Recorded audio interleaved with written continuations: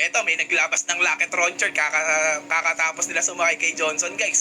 Diba? May RPG yan. Asan ba si Mayor? Paka. Kaso kasi bad nung game eh.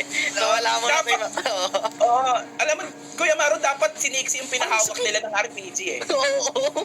Siguro kasi si Nixie may hawak ng RPG. Oo, Baka- dapat. Oo. Para sure ball. No?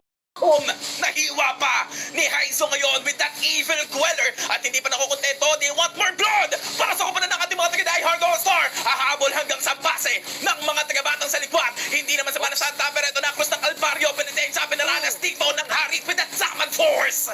Nag-spam ng mga dashes, chrono dashes along with the synchro fusion and hand fist attacks. Napakasakit masyado. Kaya gonna get taken down. Wala na yung kabayo. Aanhin mo pa yung damo. At ngayon, si Opasora nananakit. Nakagaya yung Valentina. Wala nang immortality. Kahit tawagin mo pa, Imaw Mama. Eto na yun si Quartizi. Galit na galit tinamaan ng pakak. Aray mo.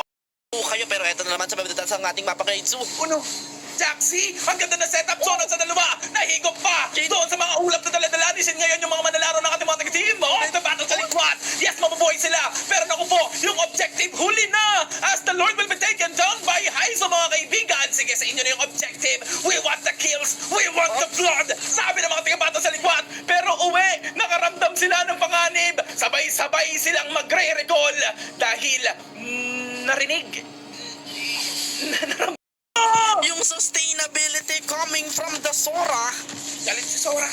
Galit si Opa! Galit si Opa! Si Nixie ang gustong habulin! Pero kailangan mong mag-ingat baka ikaw ang tamaan ng bakak at headshot! Kaso eto, biyak ang pumpunan mula sa Hilda ni Jaxi!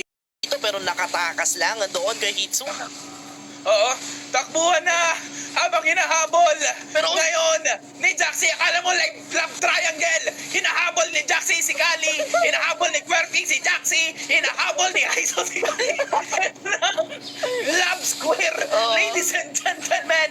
Pero kulang ng 3 miyembro. Ako pa na ng mga taga-team na bakal sa likod ngayon. Paano na yung na depensa? Buti na lang ngayon kakabuhay lang ng kabayo with a glorious pathway para pagkapangin, palagutin at palagkitin ang pagdating ng mga minions. Buying some time upang mabuhay si Opasora. Pero hindi na mapigilan yung gigil ng mga inape, ng mga tagapulahan. Nerf Raijin gonna get taken down. 2 for a 2 trade. Pero mas matagal ang death timers ngayon nila Raijin at nila Jaxi.